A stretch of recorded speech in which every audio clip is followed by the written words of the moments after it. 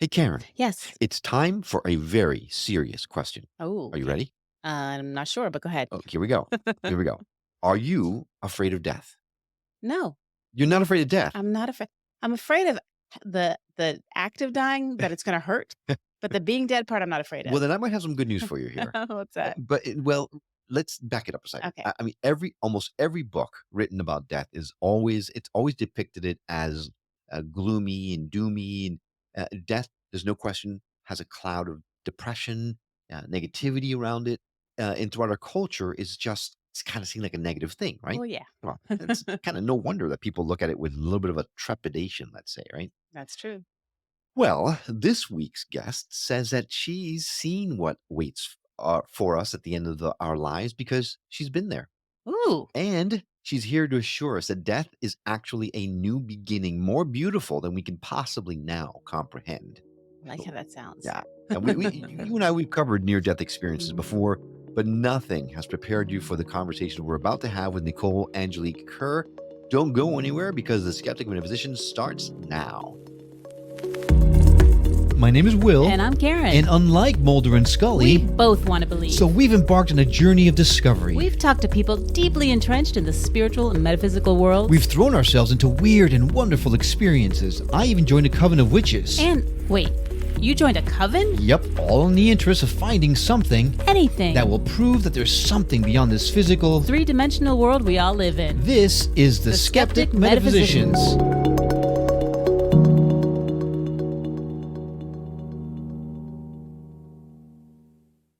Hey there, I'm Will. And I'm Karen. And today we're here to tell you that a good death begins today, and with it, a great life.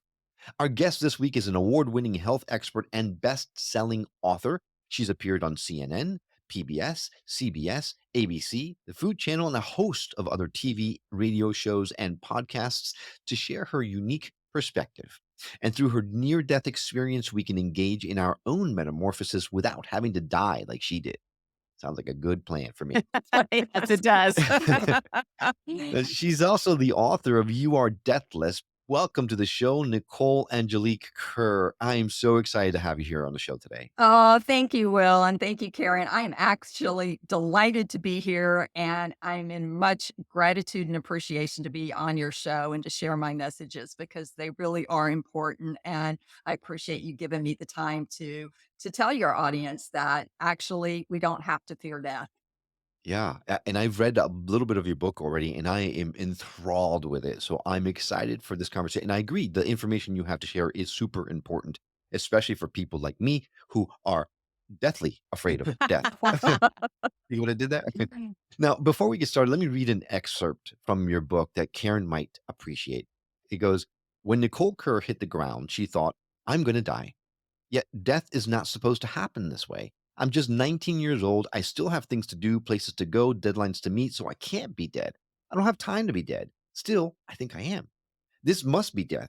Rays of brilliant white light flood me from all sides. Streams of light cocoon me, wrapping every part of my being in a chrysalis of soothing ways. Instead of the pain of impact, I feel rocked and held. This is bliss, not fear. Wow, Nicole, that's a lot to unpack there. And that's Yeah. and that's just the beginning. Wow.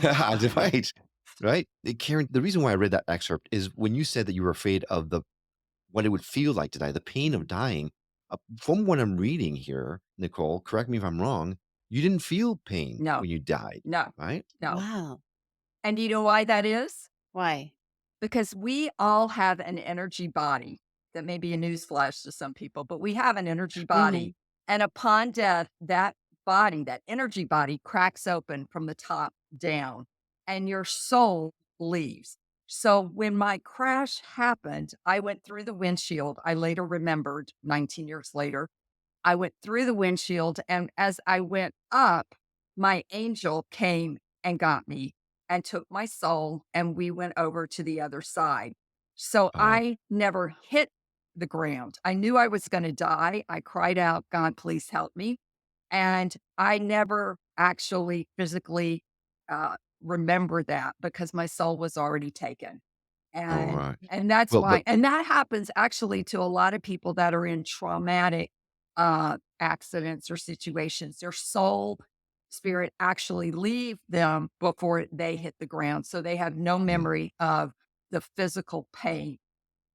right, and we'll talk about that a little bit, more in depth in a second, but before we do that, I wanna set the table, set the scene so people understand what we're talking about. In your book, you talk about not just 1 NDE, but 2, but we're gonna talk about one specific one that happened. I believe you were 19 years old when this first happened? Yeah. Yeah. You remember So when you're like at 19? I try to forget. I'm pretty sure I had many near-death experiences, just I just I God. just Did I you just repress them? I just right, I'm not sure I crossed over, I just barely missed it. But just by hair, it was like, my angel The didn't come angel down. came and said, nah. Yeah, it nudged the car a little bit instead of taking me out. Alright, so let's talk about this, but walk us through the experience. What exactly happened so that the audience can really get a sense of how this happened? Well, first of all, I think the audience needs to understand that I came from a family in the South, Mississippi, very religious. My dad was a former military officer. He was a graduate of the Air Force Academy and wanted one of his 4 kids to go there. I had an identity called people pleasing. And Mm, most kids have that in order to get love and appreciation and affection from their parents, especially. And I would do anything to please my father. And so when the Congress authorized women into the service academies, the first class graduated in 80. I signed up. My class was 86. And much to my shock, I got admitted because it's an arduous process to go through to get accepted to any of the service academies. I know that Yep. firsthand, Yeah. yeah. So when I got there the second day, I knew this place wasn't for me. People were shouting at me, they were abusing me. I didn't do anything in high school or junior high to prepare for the military. I was in Mm, ballet, I was a model, I was the exact opposite. The only reason I went there was to impress my father, to please him. Oh. So my right. soul was in the wrong place. I was not Mhm. designed, none of us are designed to learn how to kill other people. And Yeah. Whew. that is ultimately the goal of the military is to protect and defend. And to do that, you go through training where you learn how to kill other people. And I did it. I got through the first year. I don't know how. But by the grace of God, I was able to get through boot camp, survival training, all of that. But I still knew I was in the wrong place. And I don't know about your families, but in our family, failure and quitting was not an option. Okay. If you Mhm. start something, no matter how bad it is, you still have to stick with it and go through the finish line. So the humiliation, the embarrassment, the shame of quitting, I couldn't face that with my father because I thought he will not love me anymore. That Mm, will be it. That will be the end of our relationship. And Wow. so, unfortunately, the beginning of my sophomore year, we were at a squadron event to kick it off, and I was one of the last cadets to leave, and I got a ride back with a senior. I was a sophomore. I didn't realize that he was drunk. The Air Force provided alcohol, which was against the regs, but they did it anyway. And I didn't know this guy.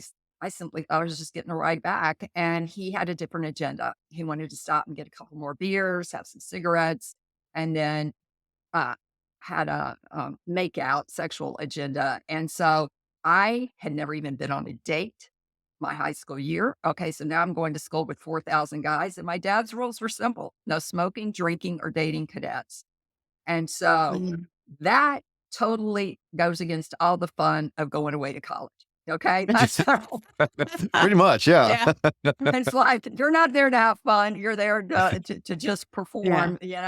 So first time in my life, I was like, okay, let's do this. And boom, did I get slammed. And what happened was, for your audience that is on video, this is the car. It was a 1965 Corvette convertible. It was red. That is the passenger side. And Mhm. needless to say, the sheriff took one look at that and said, it's unsurvivable.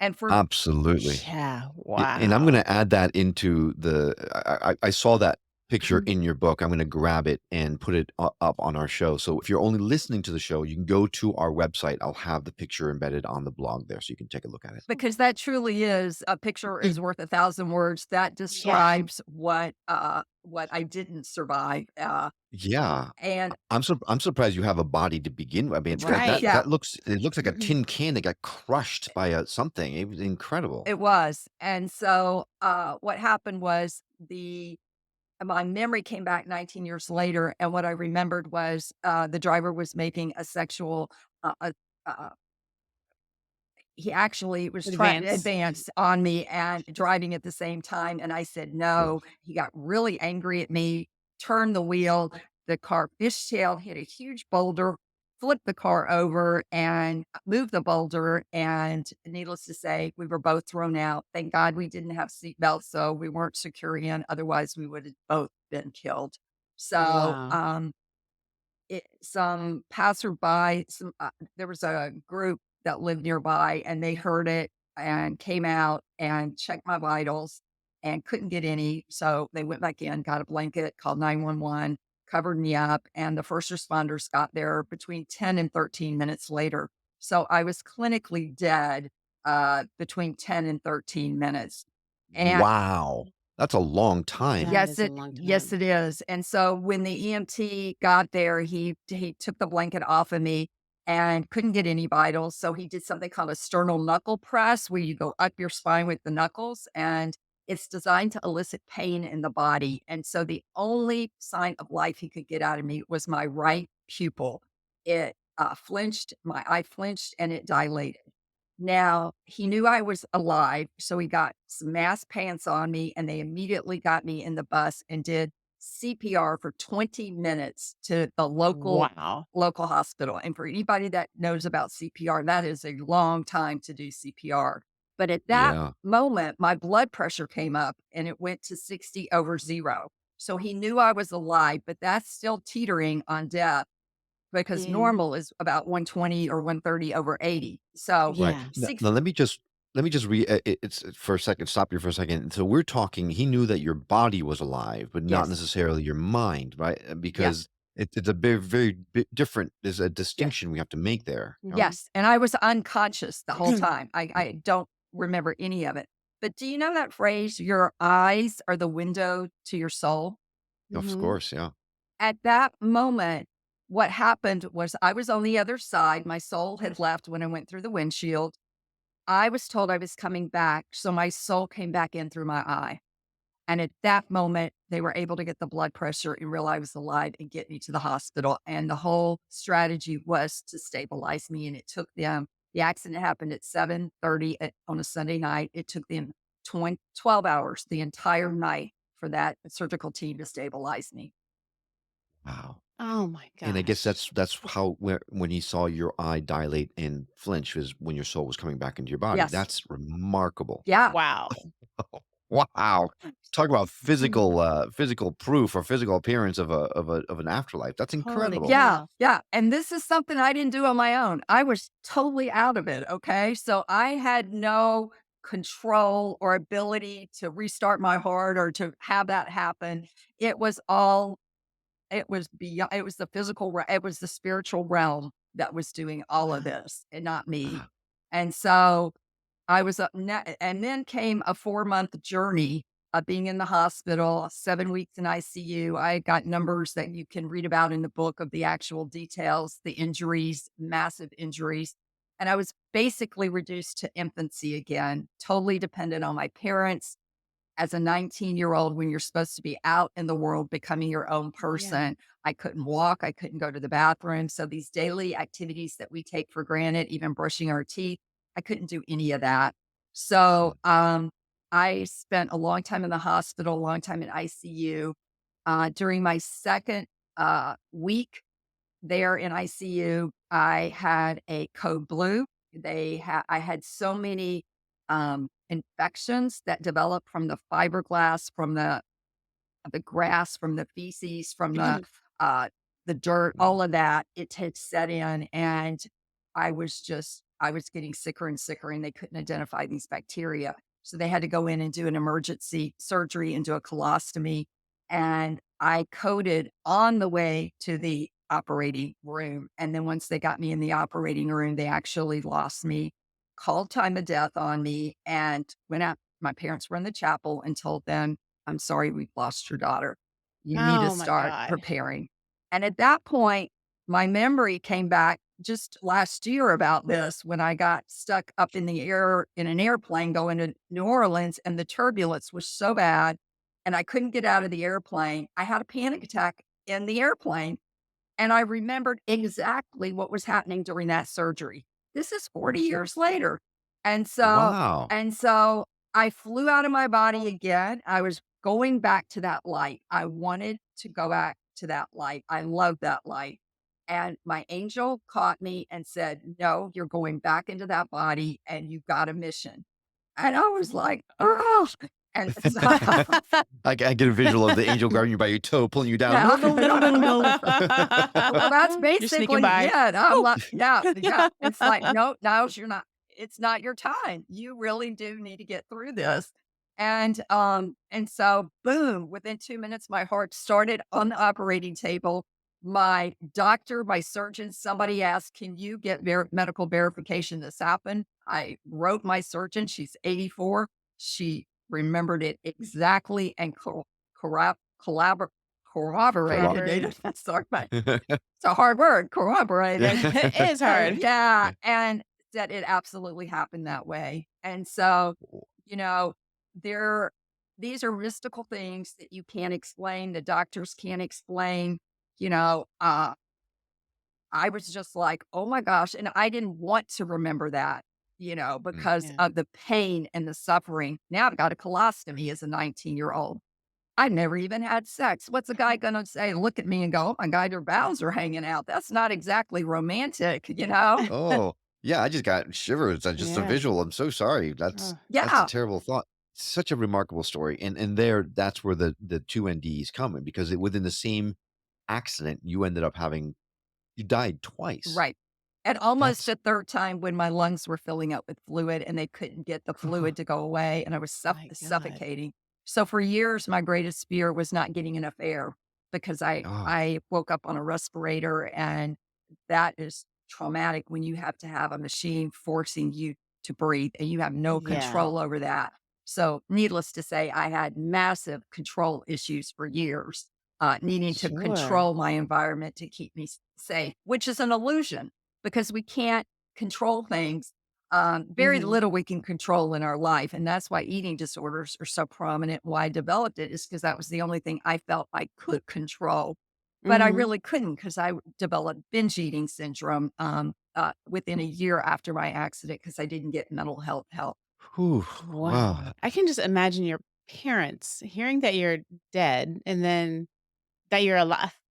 Yeah. Yeah. Wow. Talk about roller coaster I rides, know. Yeah. right? Oh my In, up and down god. and And up and and down that and and that was my trip during those 4 months. I'd start to get better, mm. and then I would nosedive. Ah, And at that Oh, right. and at that point, I lost faith in God. I lost faith in, sure. my life was so grim, and filled with pain. I would had some visits on the weekend from the cadets at the academy would come and see me, but everything was just painful and everything was just it just nothing could take away the pain. I was on massive drugs for that, and Jeez. and it just was grim because I would pray one way and nothing would happen, or it would get worse. And so I was just like, why pray? And the minister Yeah, would Yeah. come in, and I just was like, I don't want to hear this anymore. So it right. was a real bleak time in terms of my uh, relationship with the concept of the God I'd been raised with. And I had started losing faith during basic training when I was like, help me, through this. And I didn't feel like I was being heard or anything changed or it got worse. And so what I realized is I believed that I was raised that God was a vending machine. If I did the right things, if I put in the right behaviors, then good things would happen to me. Mhm. And that's not true. And what I learned Yeah. on the other side was I was told a false belief system. God is not Mm. dual. God is only love. God is not All right. Mhm. judgmental. God is not. punitive. The wrath of God is not going to call on you if you make a mistake. But my parents still believe that even to this day. And so they blamed me for smoking, drinking, and being in a car with a guy. And so Oh my that, gosh. That was I was gonna go there next, the fact that That's I can't believe your parents awful. actually blamed you yeah. for your experience and all this. I Wow. wanna take a quick break because the conversation literally just getting started, and we're already halfway through the What? show. I know, can you believe it? I mean, it's incredible. I But no. can't read the time. We've talked so far about the physical accident, what actually happened, but when we come back, we're gonna dive a little bit more into the metaphysical parts of it, the Yeah. spiritual, what actually happened Yes. to you while your body was fighting for life And I in have a that hospital. We are gonna dive into that deeply, as well as what the lessons we're supposed to learn from your NDE and how you dealt with your parents' blame. All that and so much more when we return right after this.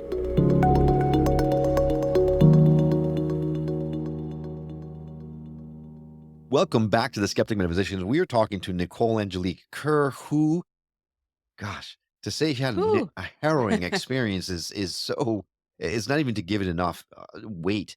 I mean, your two NDEs truly left us speechless. Well, but I have a question. Well, but so not too Not speechless. not so speechless. No, so when you had these 2 experiences and you had this beautiful loving light, and then you came back and you're recuperating and you've got this pain. Did you remember during that painful time, did you remember having passed? Did you remember the light and the love that you experienced? Not until 19 years later. Oh. The only memory I had, Karen, was that of this brilliant white light.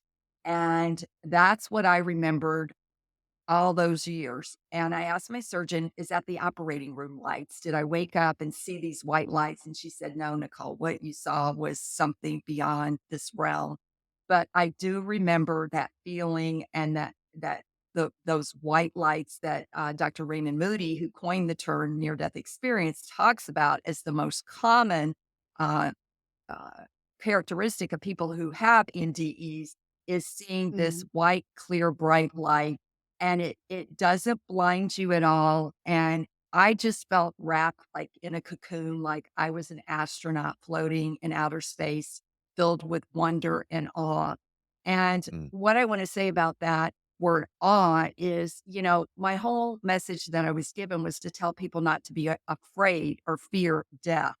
And when you look at the word fear, when you think about, go back to the 1600s when like the Bible was written, fear was awe and reverence. It wasn't how we see it today.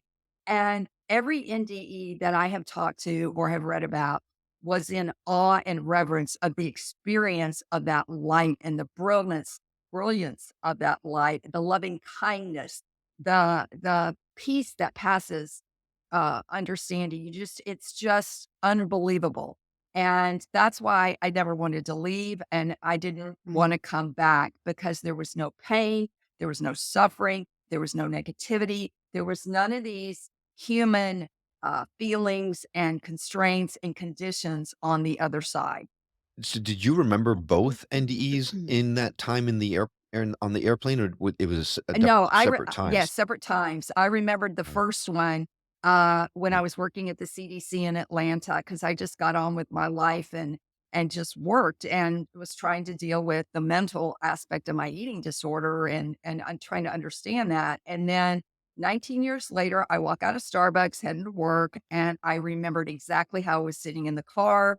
Then I went to my chiropractor, who is a body worker. I didn't go to work. And he told me these are repressed memories, Nicole, and they're coming up. And I said, 19 years later, you got to be kidding me. Why would they choose to come up now?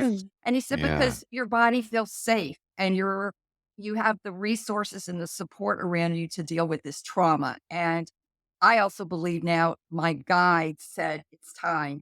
You got to remember this because you have a mission and it's time to get on Mhm. with your mission. So my Mm. guides actually were pushing that forward into my memory as well. So all of those factors combined, and I remembered it within 2 days. The first going up, freezing, and then I call him Casper the Friendly Ghost in the book. And as soon as the book was published, I'm sitting doing a meditation and I smell cigar smoke, and then nobody in my house smokes cigars. And I hear this, Nicole, I'm here. And I'm like, who are you? And it's like, he goes, this is your granddaddy, James. And I'm like, what in the world are you doing talking to me? And he said, I'm telling you, I'm your angel. And I'm like, really? And he said, yes. I was 58 years old when I passed away the middle of August from a massive heart attack. You're now 58 years old. And it's time for you to know that I am Casper, your friendly ghost. And I was with you. I saw the abuse that you were undergoing at the academy. I knew your soul was in the wrong place. I knew your dad was never going to support you to leave there. And I came and got you and took you to the other side. And when we were on the other side, it was an amazing experience because you have to remember you're in soul form. You're in this energy form. Okay. You're not in your physical body. And Mhm. your eyes, you have to think your eyes can see like 360 all at one time, everything going on. They're not like our Mm. Wow. eyes, which have limited vision. And you I've heard that, yeah. and you get everything through vibration and telepathy. So there's two angels next to me up there, and they're talking about how important it is for us, meaning people here on earth, to ask angels for help. They are all up there waiting for us to say, please help me. And they will come in and help. But because we have something called free will, they're not going to interfere unless it's an emergency situation like it was with me, and my Mhm. angel just came down and swooped me up. So that can happen. But Mm. we need to remember that we need to ask our angels for help, even if it's something as small as a parking space. That as soon as we ask, they will give us an answer. It may not be an answer we thought it would look What like. we'd like. Yeah, Right. but we will get an answer, and you can ask their names. We all have at least one guardian angel, and I actually have a team of 5 angels that I am aware of and talk to, Mhm. including James. James said he would be with me until I pass for the final time, and then the other And James was your grandfather? Was James? Okay. but he was in his 30s when I saw him. He wasn't 58, and that's an Of important thing. course. It's always a Yeah. it's always a younger version of them on the other side. So, Gotcha. that's something to be positive about is when you cross over, you will see deceased loved ones, Mhm. including your pets. So if you loved your pet more than you loved a Yay. human being, which a lot of people feel that, you know, uh, you're Hey. gonna see your pets there as well, so that's something really positive to know, and it's not gonna be in the physical form. It is, once Mhm. again, you will know them through vibration, through telepathy, through these other energetic ways of, forms of consciousness. So, Mm. and then the other message he said is you're going to tell people not to be afraid of death. And I just was like, well, that's a pretty big message because Yeah. death is a pretty big topic, and you need to break it Yeah. down into bite-sized pieces for people because Yeah. it's not a topic that most people want to talk about. We're in a death Mhm. denial country. We don't Yep. think it's going to happen to us. And I really want to tell people we never know when our last day on earth is going to be. And if you think about it, if we actually lived without awareness, we would be more present and we would live in a deeper and more meaningful way each and every day. You'd be kinder to Mhm. people. You would tell people you love them. You wouldn't, if you never knew you were going to see those people again, you would have a whole different conversation with them. And if you Yep. can stay in that present mindset and act that way, you're going to live, and we would all live in a different, higher vibration and consciousness. Mhm. Right. Right. Yep. Wow. So you said one of the main messages if you need something, you should ask your angels. Mhm. But earlier in the conversation, you said you were praying for help during, the abuse you were enduring during boot camp and whatnot, and you weren't feeling it. So was it that were they responding in a way you didn't understand, or were you not praying correctly? How can you explain that? Okay, so first of all, there's not a right way or a wrong way to pray. Okay, I Mhm. know I was raised, there's a prayer position. You have to get on your knees at your bed, hands folded, head Mhm. bowed. And that was the only way the prayer was going to go directly up. Okay. And I'm here to tell you that prayer is just about a conversation that you have with something greater than yourself. And what I learned on the other side is that I was raised with that concept of God is duality and God is not duality. God is love, period. There is absolutely nowhere that God is not. God is an energy. And this may be an alternative view for some people to understand this, but God is Mhm. not a vending machine and God is not the Mhm. cause of the war over in Israel or any of these places. And people, when you grow up and you fear God, that is exactly what God does not want for us to be Mhm. in fear, because when you're in fear, you lose clarity. And when you lose clarity, you're not going to be making the highest and wisest decisions for yourself. You're going to be coming from your amygdala, that fight, flight, or freeze part of you, instead of your Mhm. prefrontal cortex, which is your executive decision making. And every time that you're threatened or triggered with survival, this part of your brain gets hijacked by this. There's no way it's not going to get hijacked. And when you're in this part, you're in survival. You're in your sympathetic nervous system and you're not Mhm. going to make the best decisions. And unfortunately, there's so much fear going on right now. People are not making the best decisions for themselves or their loved ones right now. And Mhm. it's because they're not getting into a grounded parasympathetic state. To follow up on Karen's question, it when you were praying for help during your time in the academy, we've all heard a lot of times that sometimes, it's in our best good, right? What we actually want may not be in our best highest good. Is that what you think happened? Yes. Why the angel said, "Sorry, you're stuck there, you're gonna have to deal with it?" I think what, my interpretation was I thought I was praying for specific outcomes, and what I've learned now is prayer is very powerful because prayer Mhm. is energy, and Mhm. collectively, if people are praying for the highest and greatest good, we don't know what that is, and that is the hard part to get out of that thinking, "Oh, this person needs to stay alive," or "This person needs to, recover from the addiction," or whatever. We think we know what they need, but it's not us to decide that. It's up to something greater than us and so that's how I pray now. I pray for the highest and greatest good for that person because I'm not sure what that is. Maybe they do need to Mhm. pass. Maybe they do need to have another experience. I'm not sure what they came in to learn on their journey. And so Mhm. I think when I was praying, I was just like, get me out of here. Mm, I Mhm. was so like, I can't quit. I'm scared to quit, but I don't want to be here. Mhm. I'm trying to act like I'm doing good here and I like this place. And the image of the service academies, thank you for your service, all that kind of stuff. mm, Caught up in that piece of it, but Mhm. I didn't want at a unconscious level and a soul level want to be there. And so Mhm. the angel's way for me to get out, in my opinion, was that car crash because I would it got me out. It discharged me. I'm now 100% disabled veteran. I had to work years to get to that, but I am. And it Mhm. got me out with a reason, that didn't have shame Yeah. attached to it. It was a horrific way yeah, to get out. I wish now I could have quit, would have Mhm. been easier to quit than to bail out, but I couldn't quit then. And now that has been a Yeah. belief system that I've learned is if I don't align with something or don't want to do it or try it, I have permission to quit. But I was never Mhm. mm, given permission as a child to quit. Yeah. And it was seen as a black mark or a sense of you're not good enough and shame. right. So, my prayer has So evolved.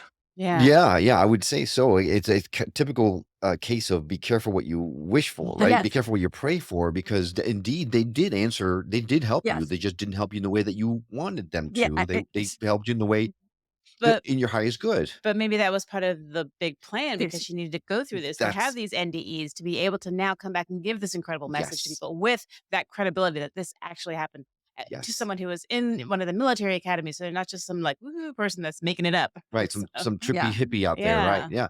No, that's exactly where it's Mm. headed. It serves so many different things at one time. It helped you move your mission forward, mission you didn't know you had, but now suddenly you are very well aware of. Right. It Mhm. also got you out of a situation you weren't happy with in a way where your parents wouldn't see you as a failure. Mhm. Sadly, Now we get back to this. Sadly, your parents did blame you for the accident, Yeah. which makes my heart Ugh, hurt.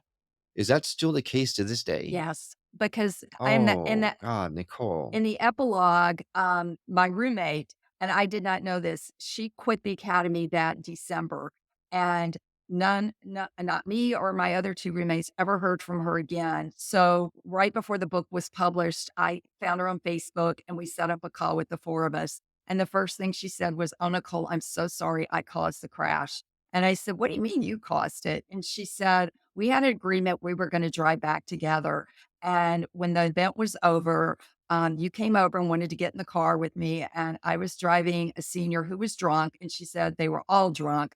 I was driving him back, and I liked him and wanted to make out with him. So I told you, no, I don't want you to come with me. There's one guy over there left, and why don't you go with him?" And I said to her, and she said, "You said this. He's drunk. I don't feel comfortable doing this." And she said, "Nicole, for once in your life, go have some fun. I'll see you back at the academy."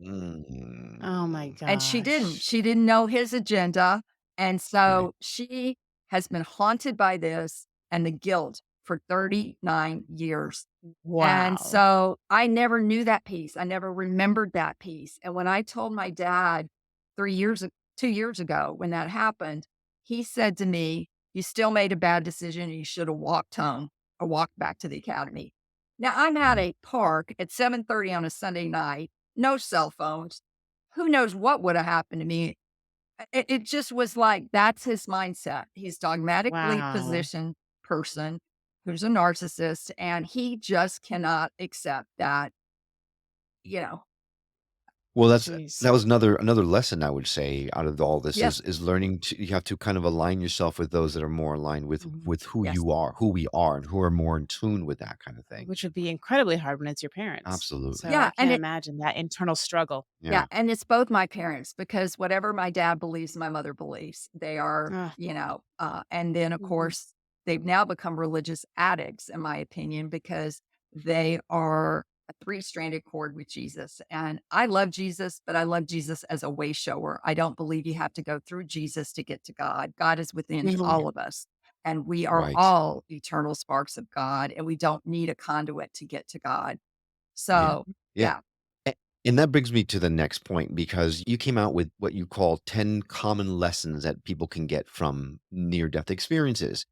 Obviously, number 1 is, as everyone knows, we do not die. We're energy, energy can't be destroyed, so we Mhm. don't die, and you showed that with your NDEs. But then you also number 2 is love is all that matters, and that it's the source of all that exists, and we've heard that before. Mhm. Yeah. But how did you feel that when you crossed over? That love is almost unexplainable in the English language. I didn't what I heard over there wasn't in English. I just I was able to absorb it, and then I had to convert it into English. So that's why everything is hard when you're talking about how the brilliant colors on the other side. There are more colors than in the Crayola color box, Yep. and the music is just it's such a different experience, and it's hard to put into words the beauty of it all, the loving kindness, the unconditional love, the just the totally transformative experience you feel of being held and being comforted and being knowing that you are loved for being. You didn't have to do anything. You were perfect. You're not being judged. In fact, that's another one of them.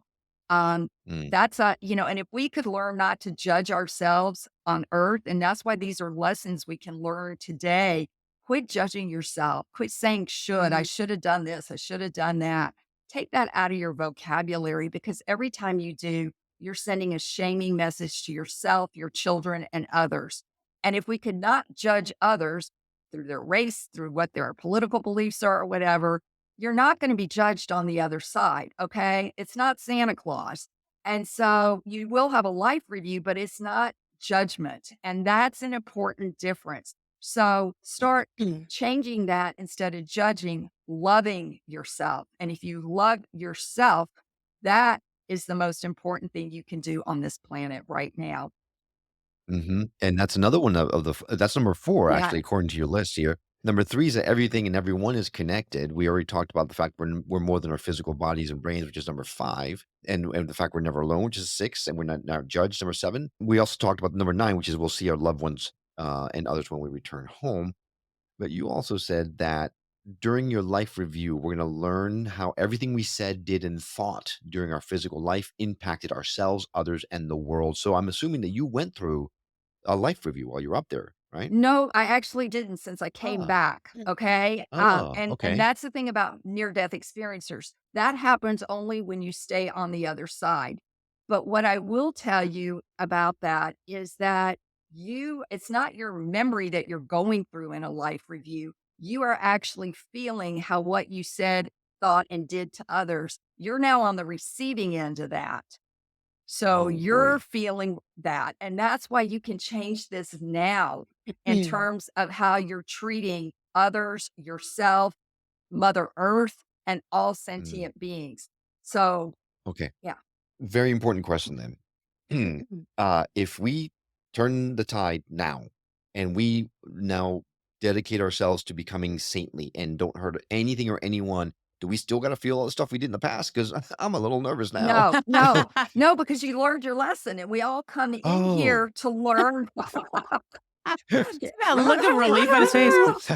Oh, thank God. No, Because yeah, because you said we don't have to fear death, but I'm a little afraid if I got to face all that stuff I no, did to people back then. no. And You weren't that bad. no, you have to remember, we don't have the feelings, the senses that we have here. They're not the same as over there. So, Mm, it really is part of your process to help you understand why you came here, what you learned here. And if you didn't learn these lessons, your soul's going to probably choose to incarnate again so that you can learn them, because these lessons are what me and hundreds of thousands of other NDEers came back to tell people. Practice these now, and we will raise the vibration of this planet and the world. And it is so important because we're at such a divisive place right now.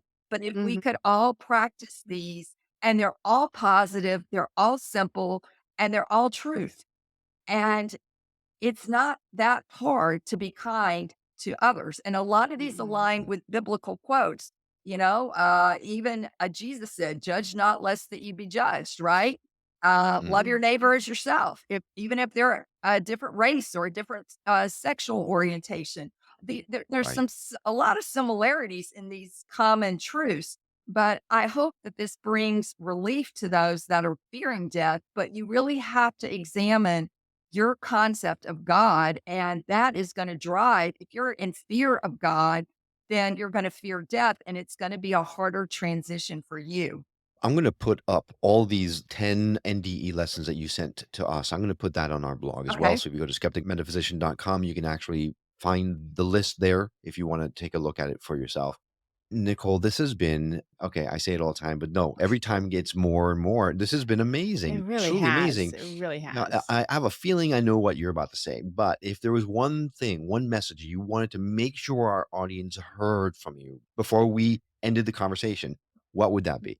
Well, of course, I'm going to say I don't want you to fear death. But what I also want to say is, having had several NDEs, I would say an awareness, because you start changing your behavior when you have awareness on something. So, awareness for all humans that we are ultimately love and oneness. That is the message on the other side. We are all love and we are all one, a cosmic consciousness of oneness. Hence, everyone and everything is connected, and we need to awaken ourselves to this truth and to start treating Mother Earth, one another, and all sentient beings with respect and equality. A freaking men. Perfect. That Perfect way is to Is end. amazing. that Yeah, what you absolutely. thought I was going to say? You know what? No.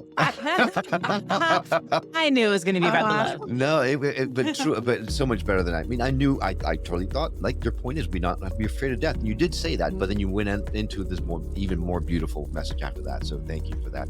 And thank you for reminding me once again that I've got to ask my angels for help, because I hear it all the time and I just don't flip and do it. I don't know what's wrong with me. So I'm gonna put a put up sticky notes all over the house. Ask for help, ask for help, Well, ask for and I help. did it before this podcast. I said, okay, angels, please help me to be discerning and to be clear and to give the information that's going to help Karen and Will's listeners so that they can have less fear and that they can awaken to their true essence, their soul essence. Right. Well, then now I'm going to ask my angels now to please help me to edit this show in the best way possible to get that. Oh, you guys Nicole. are great. Oh, no, so are you. you Thank are you too. Thank so you. much. Your story is astounding and so inspirational. Thank you so much for taking the time to come and share of yourself and your time with us and our audience. My pleasure. Really can't thank you enough. Thank you. And a huge thank you to you. We hope you've enjoyed this conversation as much as we have. If you did and you feel called to give back, we invite you to visit our website at skepticmetaphysician.com, where you can donate to the show or subscribe as a member through our Buy Me a Coffee campaign. Your support will go a long way towards allowing Karen and I to bring you these wonderful conversations and teachings in more and more robust ways. Well, that's all for now, but we'll see you on the next episode of The Skeptic Metaphysician. Until then, take care.